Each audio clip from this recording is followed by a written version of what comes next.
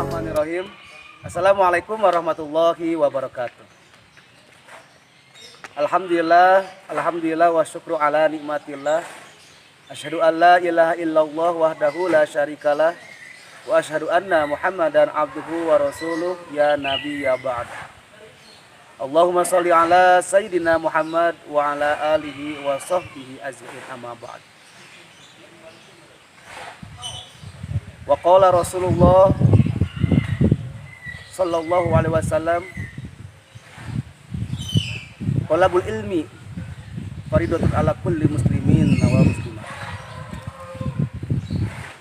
Wa qala aidan an-nadhafatu minal iman. Wa qala Allah Ta'ala fil Qur'anil Karim, a'udzu billahi minasyaitonir rajim. Bismillahirrahmanirrahim. Qad aflaha man zakkaha. Wa qala aidan khudh min amwalihim shadaqatu tutahhiruhum wa tuzakkihim biha wa shalli alaihim. Wa qala aidan wa thiyabaka fatahhir wa rabbuka wa rujja fahjur. Alaya. Para siswa-siswi yang Bapak banggakan dan Bapak sayangi, alhamdulillah walaupun kita jauh, biasa kita di kelas, tapi tetap kita selalu bersama walaupun dalam di dunia yang berbeda, yaitu dunia maya. Mudah-mudahan kita semua juga diberikan kesehatan, khususnya kesehatan iman dan Islam. Apalagi sekarang musimnya corona, mudah-mudahan kita selalu diberikan kesehatan. Amin ya Allah ya Rabbal alamin. Shalawat dan salam semoga tercurah limpahkan kepada baginda alam habibana wa nabiyana Muhammad sallallahu alaihi wasallam, berupa keluarganya, sahabat-sahabatnya, tabi'atnya, dan mudah-mudahan kita semua mendapatkan syafaatul ujma di yaumil akhirat. Amin ya rabbal alamin. Di sini insyaallah Bapak akan membahas tentang toharoh. Tapi ingat, sebelum toharoh Bapak terlebih dahulu akan membahas tentang an-nadhafah dan tazkiyah. Karena bukan toharoh saja yang bermakna bersih atau suci itu. Ternyata makna lain dari toharoh adalah, yang pertama adalah tazkiyah. Tazkiyah juga sama bersih, sama suci. Tapi khusus tazkiyah itu untuk lahiriah, bukan untuk batiniah. Maaf ya, ulang. Tazkiyah itu untuk batiniah, dalam hati, membersihkan hati. Seperti contohnya membayar zakat. Karena Allah berfirman yang tadi dibacakan, wa thiyabaka fatahhir wa rujja fahjur. Bersihkanlah pakaianmu dan tinggalkanlah perbuatan dosa. Tuh. Maksud di sini bukan pakaian seperti tubuh kita, bukan, tapi pakaian yang ada dalam diri kita. Ya.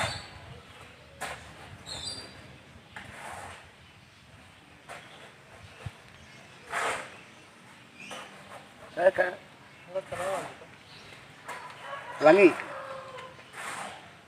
Kalangan sufi memahami kata al-thiyab, ya. Di dalam ayat ini bukan hanya pakaian luar yang melekat di badan, tetapi badan itu sendiri adalah pakaian, yakni pakaiannya jiwa, kalbu, pikiran, dan roh. Jadi tubuh itu adalah pakaian atau tazkiyah yang harus kita bersihkan, khususnya untuk roh kita. Yang kedua langsung aja, yang kedua adalah an-nadhafah. An-nadhafah, kebersihan sama bersih, tapi untuk apa itu? Untuk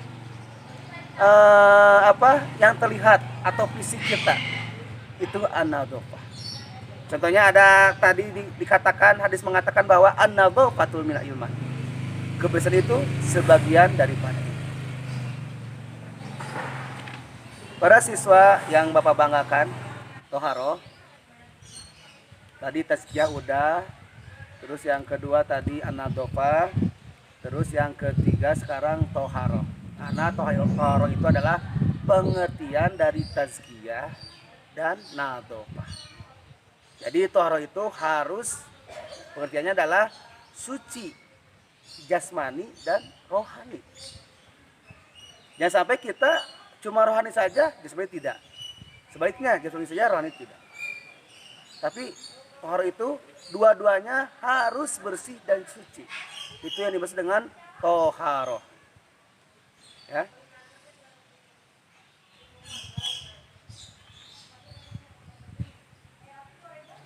Dengan cara apa kita bebersih? Dengan cara apa kita bersuci? Atau dengan cara apa kita bertoharoh?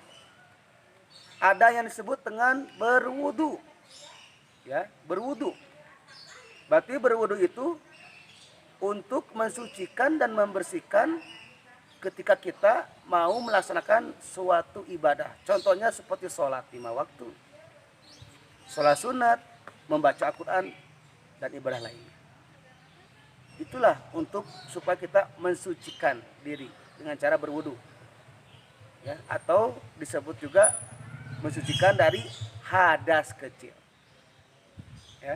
Karena Allah berfirman, la yamassuhu illa mutahharun, tidak menyentuh kecuali hamba-hamba yang disucikan.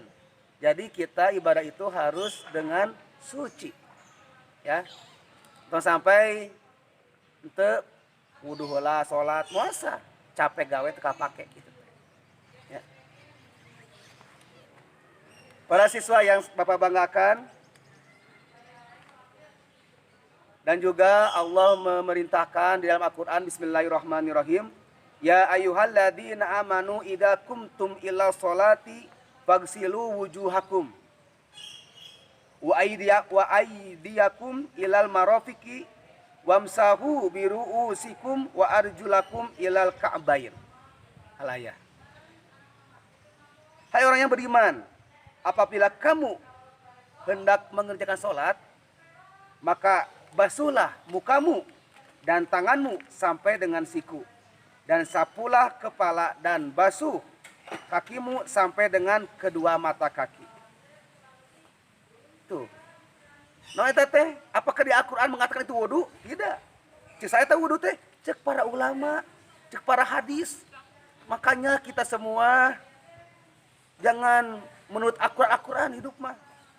Tapi penafsiran para ulama. Ya. Karena kita harus bermazhab hidup itu. Makanya sekarang umat dari Bapak kalian, jangan kabawa ku sakaba-kaba. Jangan kabawa ku hal yang dianggap baik tapi kurang baik. Hal yang tampilan baik tapi tidak baik. Sekarang banyak orang seperti itu. Ya. Sekarang banyak seperti itu. Makanya kalian hati-hatilah. Ya, hati-hati. Bapak lanjutkan. Itulah perintah berwudu yang terkandung dalam surat Al-Maidah ayat 6. Jadi wasuhlah, yang pertama niat dulu. Udah niat, terus membasuh wajah, terus membasuh tangan sampai siku-siku, terus mengusap kepala atau rambutnya kepala, dan juga membasuh kaki sampai mata kaki, ya. Terus yang terakhir tartib. Cukup wudu itu seperti itu. Apakah ada yang selain perbuatan seperti itu? Ada. Itu mah sunat hukumnya. Contohnya seperti kumur-kumur. Terus apa itu? Menginsert air ke dalam hidung. Terus membersihkan ramo-ramo kaki itu sunat hukumnya. Bukan wajib atau bukan termasuk rukun. Ya.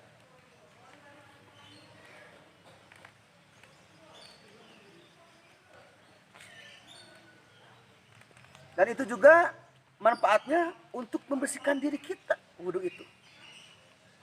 Apalagi kita sambil berimani, diyakini. Contohnya ketika kita membasuh muka kita, yakin mudah-mudahan Allah membersihkan atau memberikan cahaya di surga nanti wajah kita. Amin ya Allah. Yakin insya Allah. Mudah-mudahan kita semua dibersihkan, nggak cuma raga saja, tapi jiwa juga. Mudah-mudahan kita selalu dibersihkan. Amin ya Allah rabbal alamin. Karena anjuran dokter juga tentang adanya wabah ini, dokter memerintahkan supaya kita untuk menyuci tangan. Nah, sebenarnya yang sholat mah, yang suka ibadah mah, nggak usah mencuci tangan karena pasti akan mencuci tangan. Oke? Masya Allah, tabarakallah. Sebelum kita melaksanakan, tapi ingat, sebelum kita melaksanakan rukun wudhu, tidak semua orang bisa melaksanakan rukun wudhu karena memiliki syarat-syaratnya. Yang pertama, harus beragama Islam terlebih dahulu. Ayeuna jelema non Islam, ingat, jangan bilang kafir, non Islam. Sekarang banyak ya non Islam tidak wudhu, berarti percuma. Karena wudhu itu khususkan untuk orang Islam. Yang kedua, mumayyiz. Ya. Udah hideng mumayyiz teh, non mumayyiz teh udah hideng. Atau dia belum balik tapi dia udah berpikirnya dewasa. Ya. Yang ketiga, tidak sedang berhadas besar. Ya pasti atuh. Hadas besar mah sucinya dengan wudhu. Dengan apa? Dengan mandi besar atau mandi junub. Hadas besar. Kalau wudhu mah hadas. Syarat yang keempat, syaratnya adalah memakai air yang suci dan menyucikan. Apakah ada air yang selain suci menyucikan? Ada. Karena air itu terbagi dalam 3. Yang pertama yang disebut dengan air mutlak. Ya. Air mutlak adalah air suci serta mensucikan. Yang kedua, etama contohnya bisa dipakai untuk berwudu. Itu juga harus 2 kulah airnya. Jangan sampai kurang dari 2 kulah, terkena keceretan wudu kita, jadi airnya tidak mutlak lagi. Yang kedua, air musammas. Air musammas adalah air yang dipanaskan di bawah terik matahari dengan menggunakan wadah yang terbuat dari logam atau kuningan. Apakah itu boleh dipakai wudhu? Silakan saja. Tapi hukumnya makruh. Kenapa makruh? Karena takut berpenyakit atau berbahaya untuk kesehatan. Disebut musammas. Yang ketiga, air suci namun tidak mensucikan. Nah, ini nih. Kita jangan salah paham nih. Air suci namun tidak menyucikan, itu teh suci, tapi tidak bisa dipakai wudhu. Tidak bisa dipakai adus atau mandi besar. Karena ada 2 macam. Air suci tapi tidak mensucikan. Yang pertama adalah disebut dengan musta'mal dan air mutaghayyar. Ya. Musta'mal dan air mutaghayyar. Apa air musta'mal itu? Nah, air musta'mal mah tadi teh cai anu mutlak, ya. Karena airnya itu tidak, volumenya tidak sampai 2 kulah, kecelakaan cai bekas wudhu kita. Contoh kita ya, dino ember wudhunya, ya, dino ember wudhunya kan kita di ember wudhunya, kadeta kan ember tidak, volumenya nggak sampai 2 kulah, hati-hati bisa kecelakaan kanu ember. Sakumaha 2 kula teh sekitar 60 cm persegi. Itu yang disebut dengan 2 kula. Ya, insya Allah itu mutlak. Walaupun terkena kecelekan air juga nggak apa-apa, karena itu insya Allah suci dan mensucikan dan bisa dijadikan untuk berwudu. Yang keempat, air mutanajis. Belum. Kerap. Air mutagoyar. Air mutagoyar adalah air yang suci tapi tidak disucikan. Seperti apa? Seperti teh manis, air teh. Kan jadi 2 kata kan, air dan teh. Makanya itu tidak bisa dipakai untuk bersuci. Itu suci. Bisa dipakai untuk makan bisa, tapi tidak bisa untuk dipakai untuk berwudu atau mandi besar. Itu disebut dengan tagoyar. Banyaklah macam jenis contohnya. Air susu, air dawegan, air kopi, ya, air sirup. Tetap itu suci, tapi tidak bisa untuk dipakai berwudu atau mandi besar. Para siswa yang Bapak banggakan, yang keempat adalah air mutanajis. Air mutanajis, air yang terkena najis. Kumaha senapa lamun ayeuna caina 2 kula terkena bangke, lamun seandaina caina tidak berubah bau, rasa, ambeuna, mangga wae untuk dipakai untuk bersuci. Tapi lamun geus barobah dina bauna, dina rasana, wayana itu air jadi najis.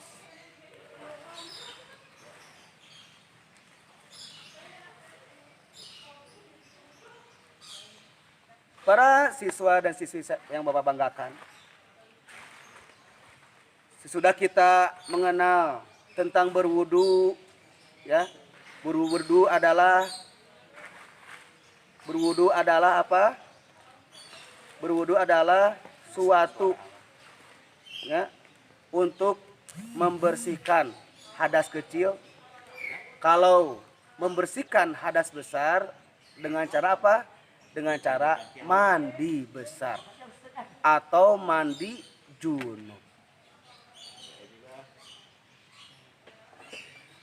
Mandi besar atau mandi junub dikarenakan yang pertama adalah keluarnya sperma.